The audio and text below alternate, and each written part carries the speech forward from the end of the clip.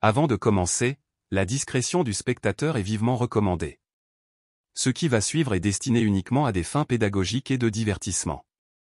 Voici le témoignage retranscrit intégralement, mot pour mot, de la salle fédérale lors du procès de Sean Diddy Ilcom, tel que rapporté par Inner City Press.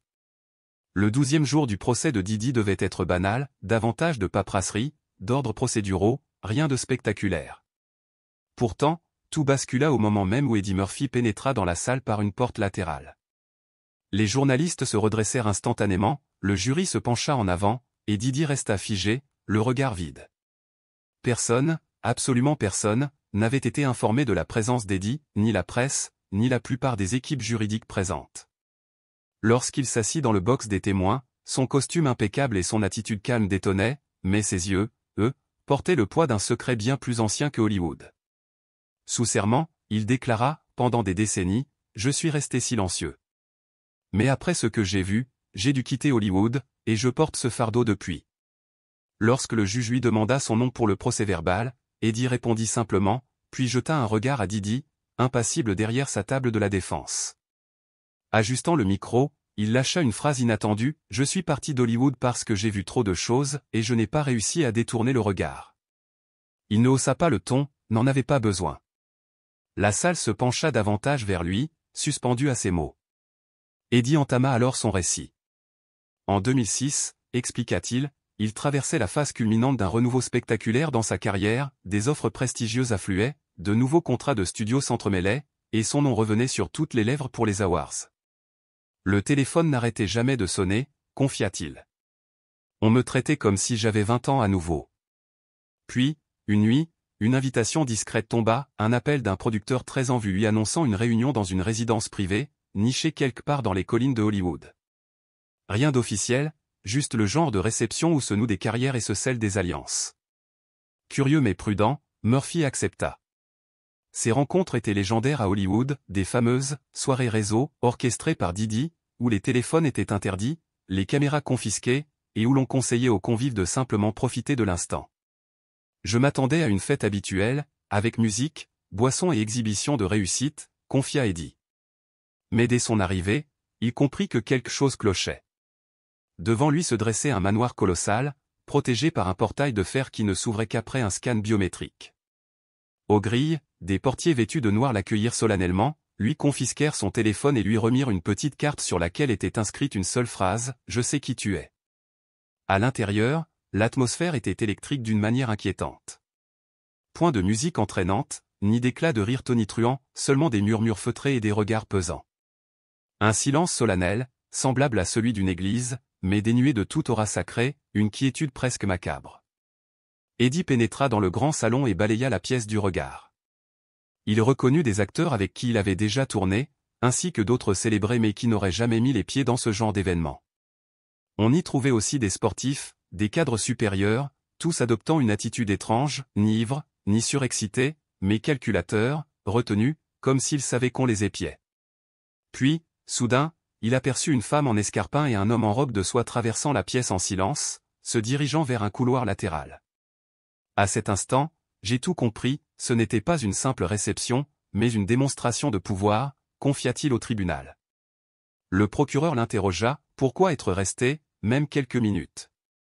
Eddie répondit d'une voix ferme, parce que je devais comprendre de mes propres yeux, et que Dieu me pardonne, j'ai continué. Quelques minutes plus tard, un visage familier se découpa dans la foule. Diddy en personne s'avança vers lui, comme s'ils étaient de vieux amis. Il passa son bras autour des épaules d'Eddie et déclara, sur un ton presque fraternel, « Mon frère, il était temps que tu rentres à la maison. » Murphy esquissa un léger sourire, qui disparut aussitôt. Car cette « maison » n'était pas Hollywood. Diddy paraissait sûr de lui, calme, mais une froideur étrange se lisait dans son regard. Il guida alors Eddie à travers la demeure, non pour lui montrer l'harnie les décors, mais pour lui révéler ce qui se tramait derrière ses murs. En chemin, Diddy désignait plusieurs convives et murmurait, « Celui-là vient de valider un film à 200 millions. Et lui, maintenant, il fait ce que je lui ordonne. » Le moment le plus glaçant survint lorsque Diddy s'arrêta devant une lourde porte en bois massif, se tourna vers Eddie, le fixa intensément et lança, « Ici, on prend les vraies décisions. Tu veux continuer à faire l'amuseur pauvre, ou tu veux monter en grade ? Eddie tenta un rire nerveux, pensant à une plaisanterie hollywoodienne malicieuse, mais Didi resta figé, attendant une réponse. C'est alors que Murphy remarqua, à travers la fente de la porte entr'ouverte, un trépied équipé d'une caméra, posé ostensiblement. Il vit défiler devant cette pièce des invités nerveux, certains en ressortaient comblés, arborant un large sourire, tandis que d'autres semblaient vidés, comme brisés intérieurement. Plutôt que de pénétrer dans cette antichambre du pouvoir, Eddie recula et prétexta avoir besoin d'un verre pour reprendre ses esprits. Didi, avec un sourire entendu, conclut « Ne te presse pas, ici on est en famille », puis disparut dans un corridor sombre. C'est là que j'ai compris le premier vrai danger, se souvint Eddie. Il franchit brièvement la porte d'entrée pour respirer l'air frais, mais fut arrêté net par une femme postée à la sortie. D'une voix mielleuse, elle lui lança « Tu n'as pas encore fini, n'est-ce pas ?» Personne ne repart avant d'avoir vécu l'expérience. Ces quelques mots résonnaient dans sa tête comme un avertissement lugubre. De retour dans le grand salon, ce qu'il vit alors confirma ses pires craintes. D'une voix grave, Eddie raconta « J'ai vu quelque chose qui restera gravé en moi pour toujours. » On conduisit un groupe d'invités dans une salle à l'arrière du manoir. Les lumières y étaient désormais tamisées, la musique avait totalement disparu. Des rideaux de velours recouvraient les murs, des bougies étaient allumées, et, au centre, une longue table sur laquelle trônaient seulement de lourds plateaux en argent. À cette table, prenaient place plusieurs célébrités de premier plan, parmi lesquelles une étoile montante du film d'action. Au moment où le procureur insista pour obtenir un nom, Eddie déclara à voix basse « Dwayne Johnson ». Un silence presque palpable s'abattit dans la pièce. Didi se tenait là, au bout de la table, arborant un sourire triomphant, tel un maître de cérémonie d'un spectacle macabre. Il lança, d'un ton presque théâtral, « Ce soir, je veux voir jusqu'où vous êtes prêts à aller. La grandeur ne se paie pas à bas prix. Vous voulez régner sur Hollywood? Montrez-le-moi. » Un homme ganté retira alors le couvercle d'un plateau brillant, révélant des cerveaux de singe encore rosés, fumant, rythmant la pièce d'une puissante aura de répulsion. Quelques convives rirent nerveusement, d'autres détournèrent la tête, submergés par le dégoût, mais remarquèrent alors Didi s'adressant directement à The Rock, « Allez, Rock, si tu manges ça, le rôle est à toi. » La voix d'Eddie se brisa légèrement lorsqu'il raconta la suite, Dwayne hésita un instant, jeta un regard furtif autour de lui, puis, sans un mot, engloutit cette abomination et poursuivit son chemin, comme si ce geste lui valait un passeport vers la gloire. Didi l'applaudit alors, tel un père fier devant la réussite de son fils. « C'est ce que je voulais voir », déclara-t-il en scrutant la rangée d'invités. « Qui sera le suivant ?» Eddie avoua s'être figé sur place, terrassé par la nausée, le souffle coupé. Il chercha désespérément la sortie, mais Didi revint à la charge, se planta devant lui et le fixa droit dans les yeux, lançant « Prêt, prédicateur ?» Eddie répliqua, le cœur au bord des lèvres, « Je ne suis pas venu ici pour ça. » Didi inclina légèrement la tête et, à voix basse, lui susurra, « Alors, pourquoi es-tu venu ?» Un silence de stupeur envahit la pièce.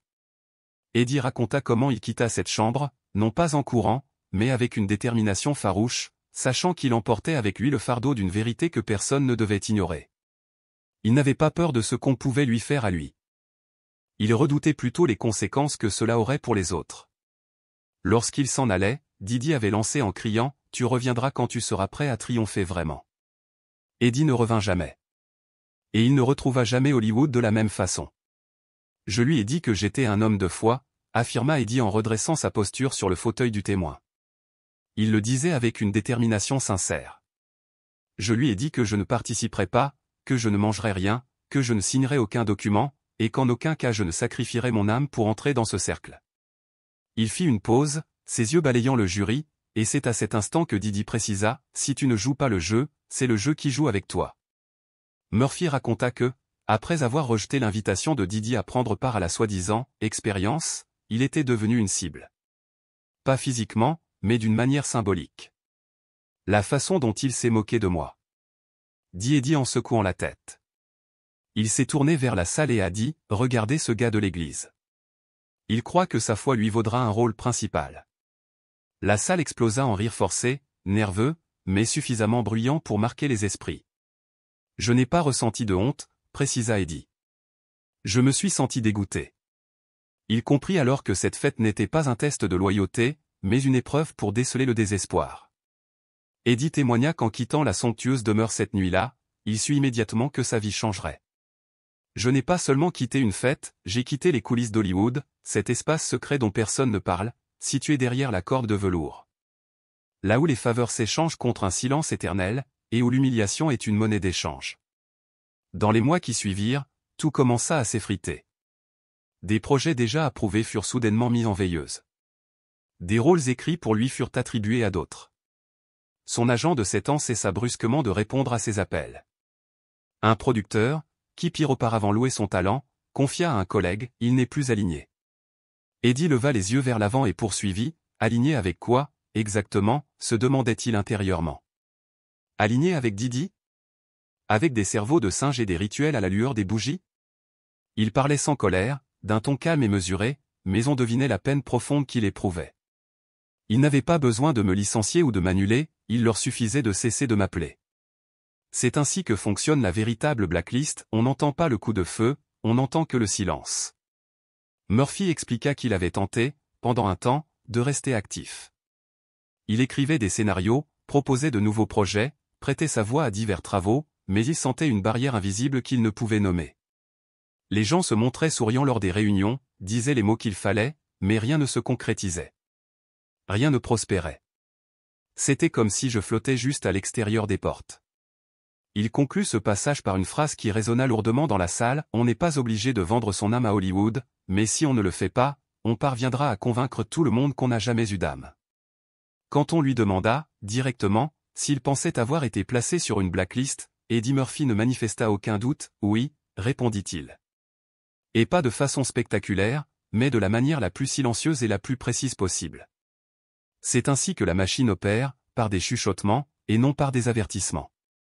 Il expliqua le mécanisme du système, il n'existe pas de mémo officiel envoyé à qui que ce soit, ni de directeur de studio ordonnant, interdisez cette personne.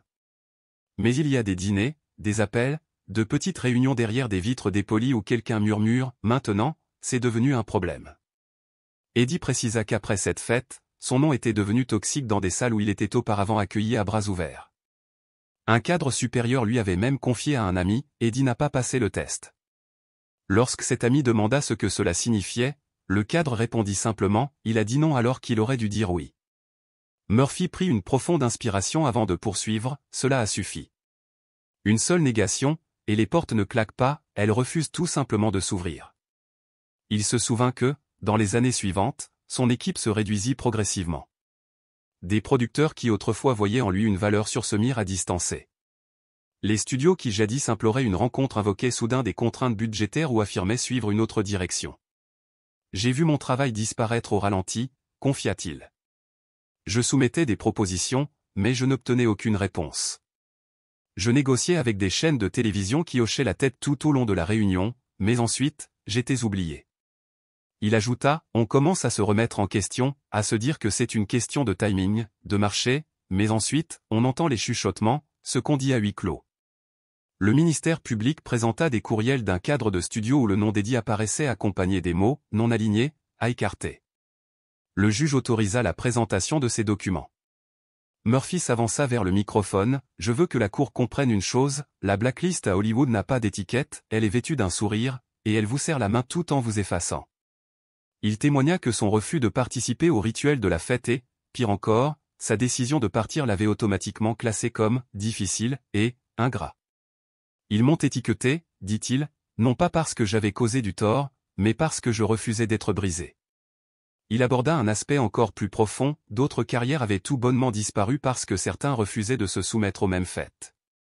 Ils avaient vu ce que lui avait vu et refusaient de jouer le jeu. Et l'on feignait la coïncidence. Ce n'en était pas une. Eddie acheva ce témoignage par une vérité solennelle, Hollywood ne se contente pas de fabriquer des films, il forge des mythes.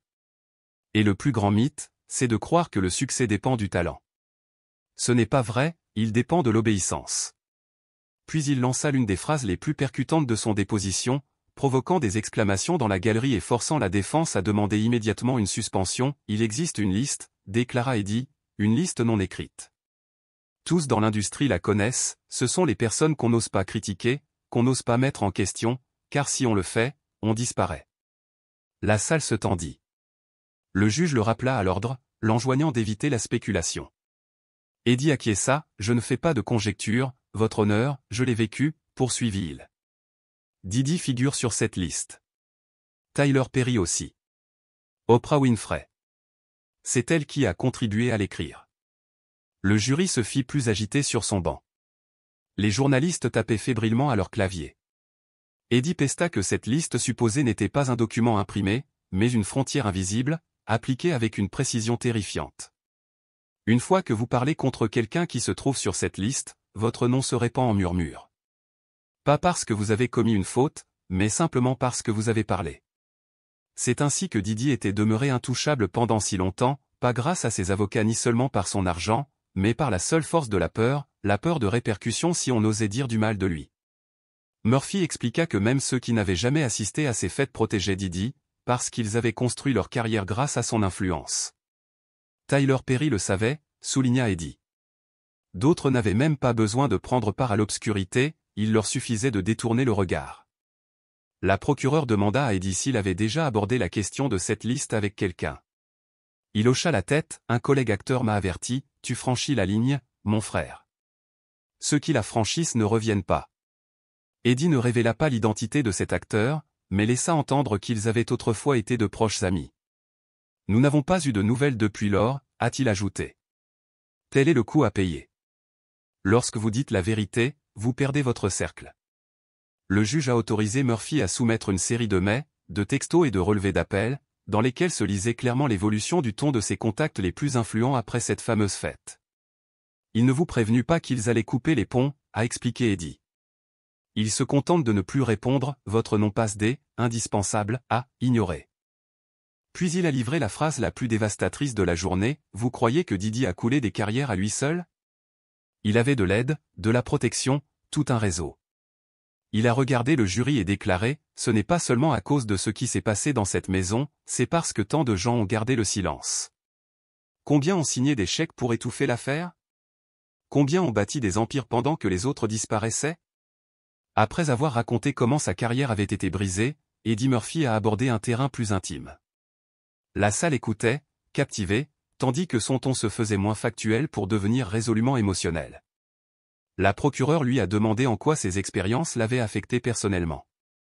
Eddie est resté silencieux, le regard perdu un long moment, avant de répondre, ça m'a détruit, pas d'un coup, mais progressivement. Une carrière ne disparaît pas du jour au lendemain, elle se dissout lentement. Et plus je faisais semblant que tout allait bien, plus ça me rongeait de l'intérieur. Il a avoué qu'il n'avait rien dit à personne, pas même à ses amis les plus proches. Personne ne m'aurait cru, a-t-il dit. Et pire encore, si on m'avait cru, ce serait leur tour ensuite. Il a décrit de longues périodes de silence dans sa vie, des journées entières passées sans sortir de chez lui. Je restais assis dans la même chaise, revivant cette nuit, non pas à cause de ce qu'on m'avait fait à moi, mais à cause de ce que j'avais vu infliger aux autres, la peur sur leur visage, les sourires forcés, les personnes qui pensaient n'avoir aucune autre issue. Eddie a alors raconté comment il s'est appuyé plus que jamais sur sa famille, mes enfants m'ont sauvé. Je les entendais rire dans la pièce voisine, et ça me ramenait à la réalité, à ce qui compte vraiment. Il a également trouvé refuge dans la foi, non comme un artifice, mais comme un véritable bouée de sauvetage, je n'ai plus demandé à Dieu pourquoi, j'ai commencé à lui demander quand allais-je parler? Quand le monde allait-il écouter? Quand la vérité vaudrait-elle plus que l'argent? La salle, totalement silencieuse, l'a écouté révéler qu'il avait suivi une thérapie et cherché un soutien spirituel. Il avait besoin de quelqu'un pour l'aider à gérer la culpabilité d'être parti alors que d'autres étaient restés. Je me demandais si j'aurais dû faire davantage, si j'aurais dû emmener quelqu'un hors de cette maison avec moi. Il a marqué une pause en regardant Didi. Mais aujourd'hui, je réalise que le pire choix que j'ai pu faire a été de me taire, et je l'ai fait bien trop longtemps. Quand la procureure lui a demandé pourquoi il n'avait jamais écrit de livre ni accordé de témoignages pour dénoncer les faits, Eddie a esquissé un sourire amer, parce que ceux qui tiennent les micros détiennent aussi les secrets. Il a conclu cette partie sur une note profondément humaine, j'ai perdu la lumière des projecteurs, mais j'ai trouvé ma paix, et sincèrement, c'est le premier rôle véritable que j'ai jamais interprété, un homme enfin libéré du mensonge. Le procureur s'est avancé, posant une ultime question, Monsieur Murphy, pourquoi maintenant? Pourquoi parler aujourd'hui après tout ce temps? Eddie a expiré longuement, la question flottait dans l'air comme une volute de fumée, parce que les murs tombent enfin. Pour la première fois, je ne suis pas le seul à le dire. Pour la première fois, le monde écoute. Il a raconté qu'en voyant Quasi Ventura monter à la barre, entendant sa voix se briser en décrivant les horreurs subies, quelque chose en lui avait changé, puis est venue Monique, témoignant avec des preuves, des transcriptions, des années de douleur empaquetées dans une voix à la fois ferme et silencieuse. Ensuite, la bande réapparut de Prince, un homme mort depuis longtemps, avertissant de choses que personne n'avait voulu entendre de son vivant. Je me suis rendu compte que je ne pouvais pas rester en dehors cette fois, pas encore. Tant que la haine était encore présente. Il a affirmé que pendant des années, la peur l'avait maintenu dans le silence, peur de perdre mon travail, bien sûr, mais aussi peur des représailles, que ma vérité soit déformée. J'ai vu ce qui est arrivé à ceux qui ont osé parler, pas seulement ils ont été annulés, on les a tout bonnement effacés. Mais le silence était désormais brisé en éclats. Le procès avait tout changé, il y a un effet domino qui se produit ici, a-t-il dit au jury. Je préfère être le prochain à tomber pour la vérité que de rester à protéger un mensonge. Il a décrit avoir vu Didi hurler dans la salle d'audience, les défenses s'effondraient, l'opinion publique se modifiait non pas à travers les gros titres, mais par tout ce qui était enfin prononcé sous serment. Je n'ai besoin d'aucun contrat pour un livre. Je n'ai pas besoin de rédemption, j'ai besoin de paix. Et la paix n'arrive que lorsque la vérité résonne plus fort que le mensonge. Eddie a ajouté que ses enfants, devenus grands, lui avaient récemment demandé pourquoi il avait arrêté de jouer. Et il ne pouvait pas les regarder dans les yeux et leur répondre, parce que j'en avais marre, car ce n'était pas la vérité, je me suis arrêté parce que je n'étais pas prêt à me sacrifier, à me perdre moi-même pour une carrière. Il a levé les yeux vers le jury, je ne fais pas ça pour détruire Didi. Je le fais pour que plus personne n'ait à être soulevé par lui. Le juge a ordonné une courte pause, et quand Eddie s'est levé, des dizaines de personnes dans la salle se sont levées avec lui, non par protocole, mais par respect. Lorsque l'audience a repris, l'atmosphère était différente, plus lourde, plus concentrée. Tout le monde sentait que le temps dédié à la barre touchait à sa fin, mais personne n'aurait pu prévoir la façon dont cela se terminerait. Un dernier regard sur le jury, et puis le procureur a posé sa question finale, à votre avis, Monsieur Murphy, quelle est la leçon la plus importante que le jury et le public devraient tirer de votre témoignage d'aujourd'hui? Eddie a pris une longue inspiration, puis s'est penché vers le micro, Hollywood ne fonctionne pas grâce au talent, mais par sa mission. Un silence de plomb a régné dans la salle. Eddie a détaillé, il récompense l'obéissance, pas l'intégrité. Et dès que vous cessez de hocher la tête et de faire semblant, vous vous retrouvez à l'extérieur, à regarder de loin. Il a ajouté, ce qui s'est passé lors des fêtes de Didi n'était pas un chaos isolé, c'était un système, une machine bien huilée et délibérément dissimulée, fonctionnant avec la peur, les faveurs et le silence forcé. J'ai vu de bonnes personnes devenir des marionnettes. J'ai vu des hommes adultes céder à la débauche la plus sordide juste pour obtenir un rôle, et ceux qui se moquaient le plus étaient ceux qui tiraient les ficelles. Puis il a tourné son regard vers la défense, cet homme n'a pas construit un empire, il a mis en place un piège, et beaucoup d'entre nous y sommes tombés en croyant gravir des échelons. De nouveau, il s'est adressé au jury, j'aurais pu parler avant. J'aurais dû le faire. Mais je le dis maintenant parce que ce qui se fait dans l'ombre est en train de voir le jour, et vous êtes les premiers à le voir sans détourner le regard. Puis est venue la phrase qui fera la une des journaux avant la fin de la session, n'entretenez pas le joli mensonge. Laissez la vérité être laide. Il s'est levé, le juge l'a remercié, et un silence solennel a envahi la salle. Didi, visiblement affecté, n'avait rien à répliquer. Eddie Murphy, autrefois la plus grande star de la comédie, venait de prononcer le témoignage le plus sérieux de sa vie, et en le faisant, il avait peut-être tout changé.